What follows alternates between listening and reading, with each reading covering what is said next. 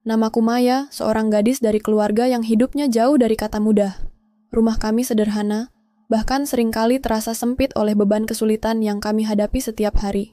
Orang tuaku, meskipun sudah berusaha keras, tak pernah bisa benar-benar lepas dari jeratan masalah keuangan yang tak kunjung usai. Mereka jarang berbicara tentang masa depan, kecuali saat itu hanya soal bagaimana bertahan hidup dan mencari cara agar kebutuhan sehari-hari terpenuhi. Hingga suatu sore yang berbeda datang menghampiri hidup kami. Sebuah mobil hitam mewah melaju pelan di depan rumah kecil kami yang lusuh. Dari balik jendela, aku mengamati pria berpakaian rapi yang keluar dari mobil itu. Tatapan matanya dingin, langkahnya mantap dan penuh percaya diri. Dia menghampiri ayahku, dan mereka berbicara dalam bahasa yang tidak aku mengerti. Ibuku hanya berdiri di belakang, wajahnya pucat dan matanya menunduk seolah merasakan sesuatu yang tak bisa ia ungkapkan. Aku mengintip dari balik tirai, jantungku berdetak kencang karena ada sesuatu yang berbeda kali ini. Setelah pria itu pergi, ayahku memanggilku masuk ke ruang tamu dengan suara berat dan pelan. "Maya," katanya, "kehidupan kita sudah di ujung jalan. Tuan Haris, pria yang tadi datang, menawarkan sesuatu yang mungkin bisa menyelamatkan kita." Aku memandang ayah dan ibu bergantian. Hati ini mulai terasa sesak. "Mengapa aku harus tahu ini sekarang?" tanyaku dengan suara gemetar. Ayahku menghela napas panjang. "Dia ingin menikahimu, menjadi istrinya." Aku terdiam, tak percaya dengan apa yang baru saja ku dengar. "Menikah, tapi dia jauh lebih tua, bahkan lebih tua darimu, ayah." Ibu menangis, matanya basah. "Kami tidak punya pilihan lain, Maya. Hidup kita sudah terlalu lama berada di bawah tekanan. Dengan uang yang dia tawarkan, kita bisa keluar dari kemiskinan ini. Kami ingin yang terbaik untukmu." Namun dalam hatiku, aku tahu itu bukan yang terbaik untukku. Menjadi istri ketiga, bahkan bukan karena cinta, tapi karena sebuah transaksi. Hatiku hancur dan rasa takut mulai merayapi setiap sudut pikiranku. Aku tidak ingin menjadi milik seseorang yang bahkan tidak aku kenal, apalagi harus hidup di bawah bayang-bayang dua istri lain. Hari pernikahan itu datang dengan segala kemewahan yang tak pernah aku bayangkan. Gaun putih yang kupakai terasa asing dan berat. Setiap langkahku menuju altar membuatku semakin jauh dari dunia yang pernah ku kenal. Tuan Haris menatapku dengan senyum yang dingin, tanpa kehangatan. Aku hanyalah barang baru dalam koleksi hidupnya, bukan istri yang dicintai. Malam itu, di kamar yang besar tapi dingin, aku duduk di tepi ranjang memandangi bayanganku di cermin. Sosok yang menatap balikku bukan lagi Maya yang dulu, tapi seorang gadis yang terperangkap dalam hidup yang tak diinginkan. Kekayaan dan kemewahan tidak mampu menutupi kehampaan yang kurasakan. Aku tahu, ini bukan akhir cerita, melainkan awal dari sebuah perjuangan panjang. Malam pertama di rumah baru, yang megah itu terasa seperti penjara emas yang membelenggu kebebasanku. Tuan Haris, suamiku yang jauh lebih tua, jarang sekali berada di rumah. Ia lebih banyak menghabiskan waktunya untuk mengurus bisnis-bisnisnya yang luas, meninggalkan aku sendiri di antara dua wanita, yang sudah lebih dulu menjadi istrinya. Istri pertama, Bu Ratih, sudah berusia lanjut dan hampir tidak pernah terlihat. Sedangkan istri kedua, Bu Lila, seorang wanita muda yang memandangku dengan tatapan dingin dan penuh curiga setiap kali kami berpapasan. Hari-hariku berlalu dalam kesunyian yang menusuk. Setiap pagi aku terbangun di kamar besar itu, hanya ditemani suara jam dinding dan deru kipas angin yang berputar pelan. Tidak ada kata sayang, tidak ada pelukan hangat. Aku hanyalah bayangan yang tidak diharapkan, hiasan tambahan yang harus menerima posisi paling bawah di rumah ini. Kata-kata dan tatapan dingin dari Bu Lila membuatku merasa semakin terasing. Dia sering berbicara tentang masa depan dengan suamiku, selalu mencoba menunjukkan bahwa aku tidak pantas berada di sini. Suatu pagi, saat aku sedang duduk di taman belakang yang luas, memandangi bunga-bunga yang mulai mekar, Bu Lila menghampiriku. Senyumnya sinis, namun matanya penuh dengan pesan yang tak perlu diucapkan. "Maya, kau harus tahu posisi sebenarnya di rumah ini. Menjadi istri ketiga bukanlah kehidupan yang mudah," katanya pelan, namun tajam. "Jangan berharap bisa merebut perhatian suami kami. Kami sudah bertahun-tahun berdiri di sisinya. Kau hanya pendatang baru." Aku menarik napas dalam-dalam, berusaha menahan air mata yang mulai menggenang. "Aku tidak pernah meminta ini. Aku tidak memilih untuk berada di sini," jawabku dengan suara yang hampir pecah. Dia menatapku lekat dan berkata, "Ya, memang tidak. Tapi sekarang kau sudah menjadi bagian dari kehidupan ini. Terimalah kenyataan." Setelah dia pergi, aku duduk termenung. Kata-katanya bagaikan jarum yang menusuk hatiku. Namun di balik rasa sakit itu, aku merasa ada sesuatu yang membara dalam diriku. Aku menolak untuk terus hidup seperti boneka yang bisa diatur dan diabaikan. Aku ingin lebih dari sekadar hiasan rumah ini. Aku ingin hidup yang benar-benar aku pilih. Satu-satunya orang yang menunjukkan sedikit perhatian adalah Bayu, sopir pribadi keluarga yang sudah bekerja di sini sejak lama. Dia selalu sabar dan pendiam, tetapi aku bisa merasakan bahwa dia peduli. Saat aku harus keluar rumah untuk keperluan kecil, Bayu selalu siap mengantarku dengan tenang tanpa banyak bicara. Suatu sore, dalam perjalanan pulang, ia tiba-tiba bertanya, "Maya, apakah kau benar-benar bahagia?" Pertanyaan itu membuatku terkejut. Aku menatap keluar jendela mobil, menahan diri untuk tidak menjawab dengan nada sedih. Aku tidak tahu lagi apa itu bahagia," jawabku pelan. Bayu terdiam sejenak sebelum berkata, "Jika kau butuh bantuan, aku akan berusaha membantu. Aku tidak banyak bicara, tapi aku ingin kau tahu aku ada di sini." Aku merasa seperti menemukan secercah harapan. Meski aku belum sepenuhnya mempercayainya, Bayu adalah satu-satunya orang yang membuatku merasa tidak sepenuhnya sendiri dalam situasi ini. Sejak saat itu, aku mulai merancang rencana. Aku tidak ingin selamanya terjebak dalam kehidupan yang penuh tekanan dan ketakutan ini. Aku ingin bebas, meski itu berarti harus memulai dari awal dan menghadapi risiko besar.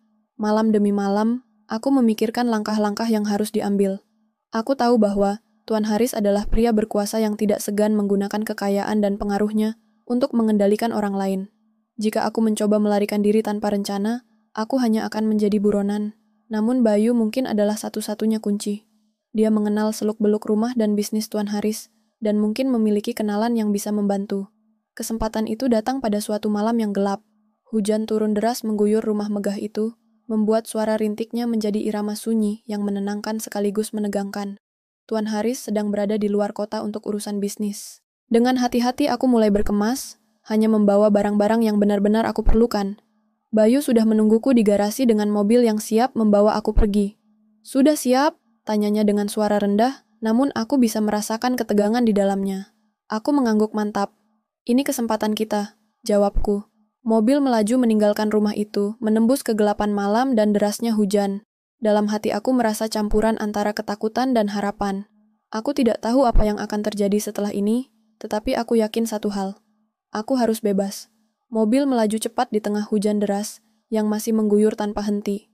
Hati Maya berdebar tak karuan, bukan hanya karena takut ketahuan, tapi juga karena harapan yang mulai tumbuh di dadanya.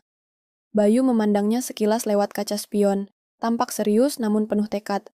"Kita harus sampai ke tempat yang aman dulu, Maya. Setelah itu, kita bicara soal langkah selanjutnya." Setelah hampir 1 jam perjalanan, mereka tiba di sebuah rumah sederhana di pinggiran kota. Bayu mengetuk pintu dengan kode yang hanya mereka tahu.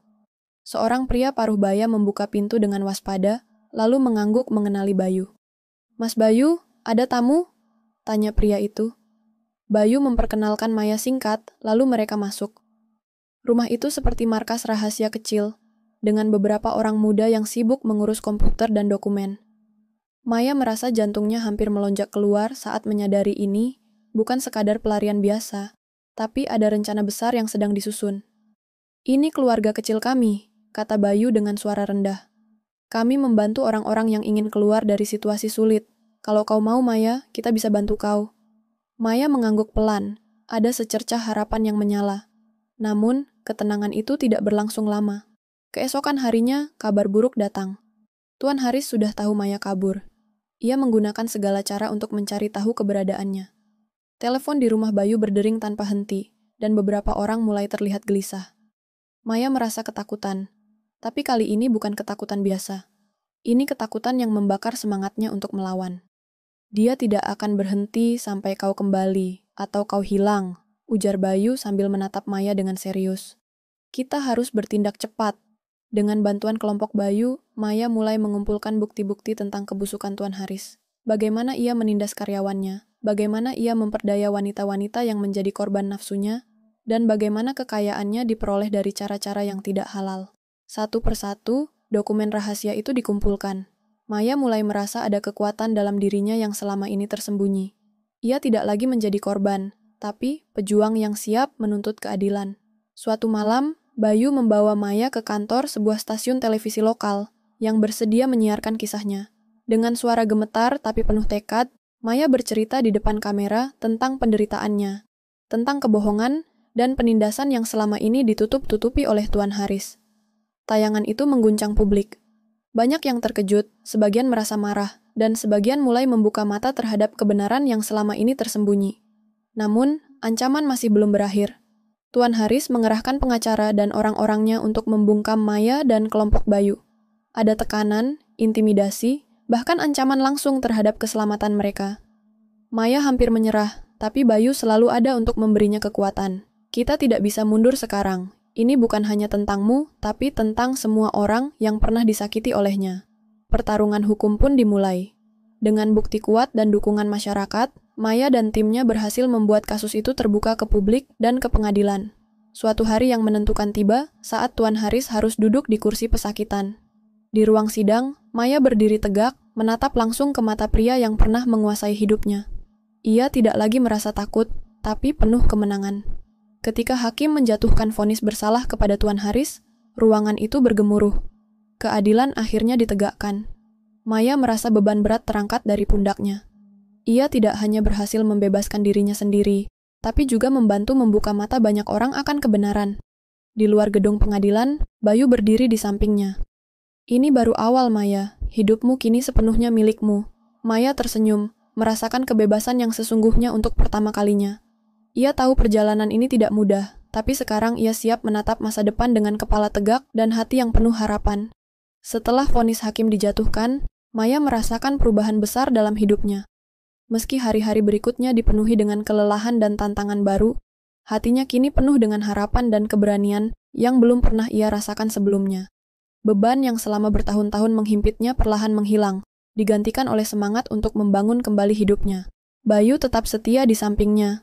Mereka sering berbincang sampai larut malam, membicarakan mimpi-mimpi yang dulu terasa mustahil bagi Maya. Ia ingin melanjutkan pendidikan yang sempat terhenti, ingin membantu perempuan lain yang pernah mengalami penderitaan serupa, dan ingin membuktikan bahwa seorang korban bisa bangkit menjadi pemenang. Namun, perjalanan membangun hidup baru tidak selalu mulus. Maya harus menghadapi berbagai reaksi dari lingkungan sekitar. Ada yang mendukung, tapi tak sedikit pula yang masih memandang sebelah mata. Rasa trauma yang masih tersisa kadang muncul tanpa diundang, membuatnya terdiam dan menangis dalam sepi. Suatu hari, saat berjalan di taman kota, Maya bertemu dengan seorang perempuan muda yang tampak bingung dan putus asa. Tatapan perempuan itu mengingatkannya pada dirinya beberapa bulan lalu. Maya mengulurkan tangan, mengajak perempuan itu duduk dan mendengarkan ceritanya. "Jangan takut untuk mencari bantuan," kata Maya lembut. "Kita tidak harus melawan semuanya sendirian."